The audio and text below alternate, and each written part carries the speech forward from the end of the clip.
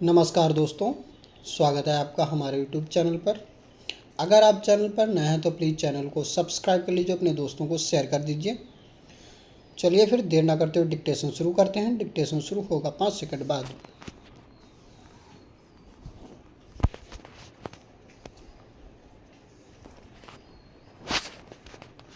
Start.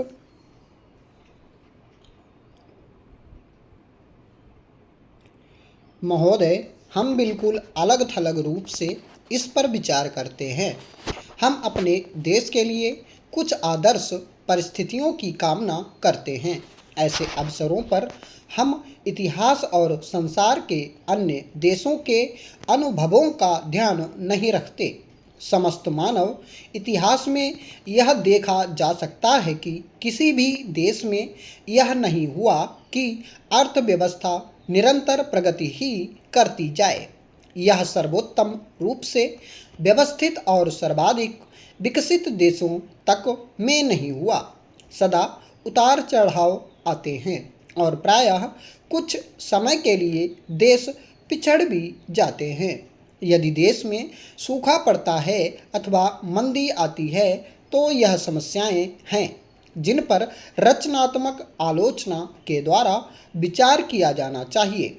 यदि हम आर्थिक मोर्चे पर ऐसी किसी असफलता को देखते ही निराश हो जाएं, जो उन कारणों से हुई जो हमारे नियंत्रण से बाहर थे, तो काम करने और संघर्ष करने की प्रायः कोई प्रेरणा नहीं रह जाएगी।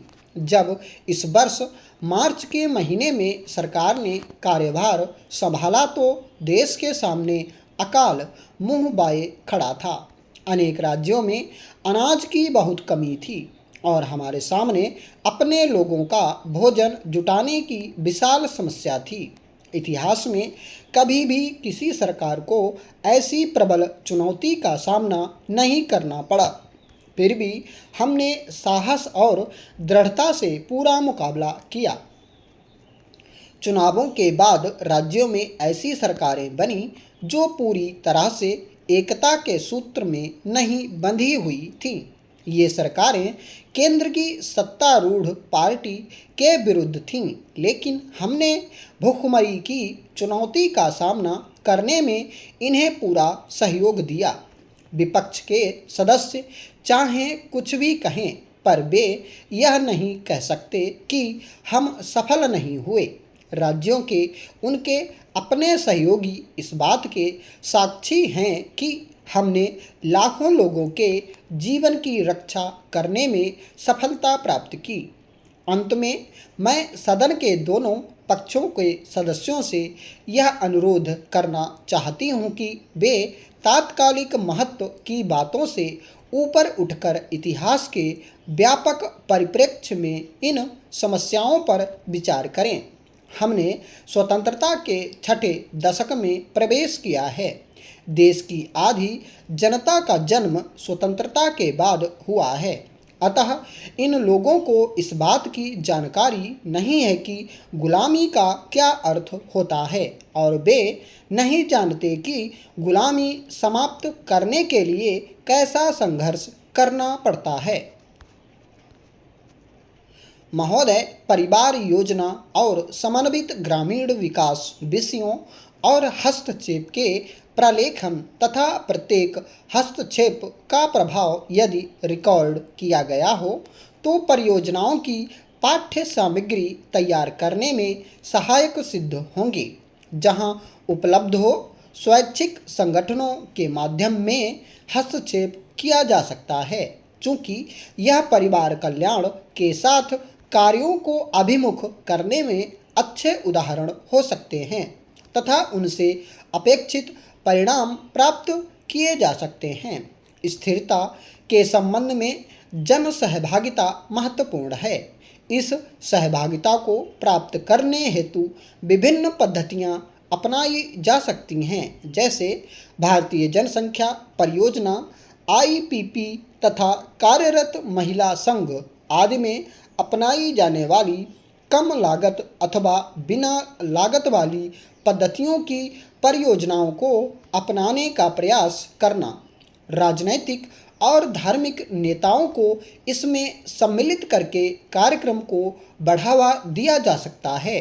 लोगों में जागरूकता की भावना जागृत करने से क्षेत्र में कार्य की मांग बढ़ेगी, जैसा कि परियोजना गांवों में देखा गया है। प्रबंध सूचना प्रणाली को परियोजना के कार्यान्वयन का अनिवार्य अंग होना चाहिए। कार्यान्वयन एजेंसी को उत्प्रेरक के रूप में कार्य करना चाहिए तथा सरकारी वितरण प्रणाली के अंतराल को दूर करने के प्रयास किए जाने चाहिए।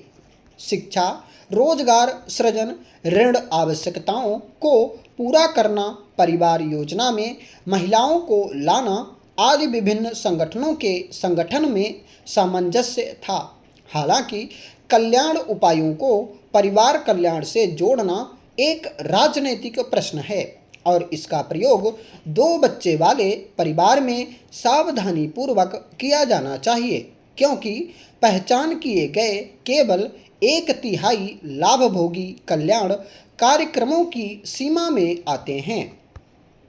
जवाहर रोजगार योजना कार्यान्वयन एजेंसियों को निधियों की अदायगी तथा राज्य सरकार द्वारा कार्यक्रम संसाधनों में विलंब को दूर करने के लिए केंद्र सरकार के संसाधनों के अंश की अदायगी सीधे जिला स्तरीय कार्यान्वयन एजेंसियों को की जानी चाहिए, जैसा कि कार्यक्रम के पहले वर्ष में किया गया था।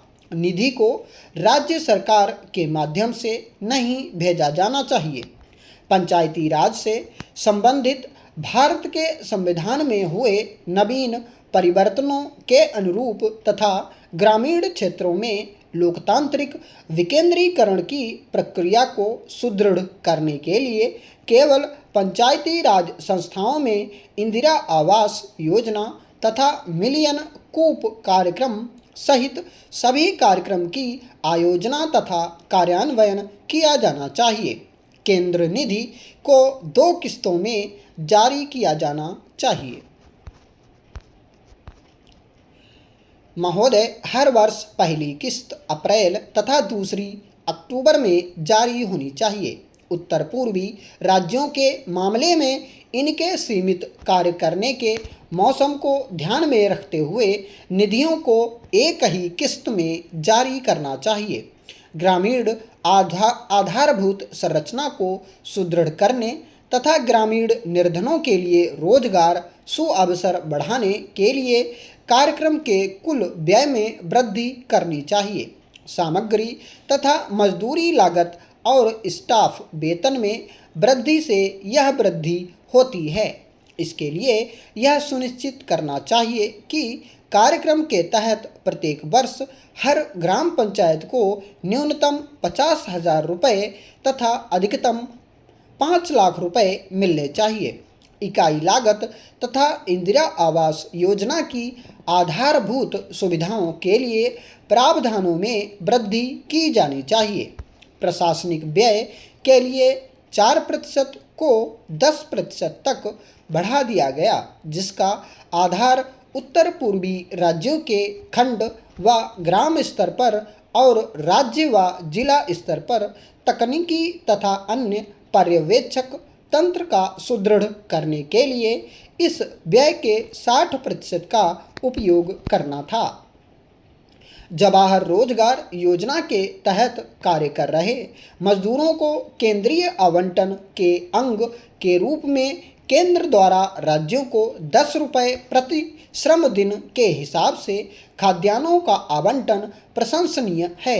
मजदूरों को खाद्यान्नों का आवंटन केवल लोक वितरण प्रणाली के माध्यम से करना चाहिए तथा महाराष्ट्र की तरह मजदूरों को फूड कूपन बांटने चाहिए। मजदूरों के लिए खाद्यान्नों के क्रय मूल्य को घटाना चाहिए। एफसीआई द्वारा कार्यान्वयन एजेंसियों को मामूली चावल की आपूर्ति की जानी चाहिए। कार्यक्रम की कार्यान्वयन एजेंसियों को पर्याप्त मात्रा में दिए गए खाद्यान्नों को सुनिश्चित करना, राज्य व जिला स्तर की कार्यान्वयन एजेंसियों को पहले ही अपने खाद्यान्नों की आवश्यकता की योजना बनानी चाहिए ताकि एफसीआई इसको जारी कर सके। जिन राज्यों के पास पर्याप्त खाद्यान्न उपलब्ध हैं, वहां कार्यक्रम के अंतर्गत संसाधनों के केंद्रीय आवंटन के अंश के रूप में खाद्यान्न खरीदने के लिए जबरदस्ती नहीं करनी चाहिए। रोजगार सृजन तथा ग्रामीण क्षेत्रों में टिकाऊ सामुदायिक परिसंपत्तियों के सृजन हेतु मजदूरी व गैर मजदूरी के 60:40 अनुपात को 50:50 करना चाहिए तथा कार्यान्वयन एजेंसियों द्वारा जिला स्तर पर इस अनुपात की पूर्ति की जानी चाहिए। प्रत्येक राज्य में रोजगार सृजन लक्ष्य को निर्धारित या संशोधित करते समय केंद्र की न्यूनतम मजदूरी दरों की भी गणना समय रहते करनी चाहिए। स्टॉप।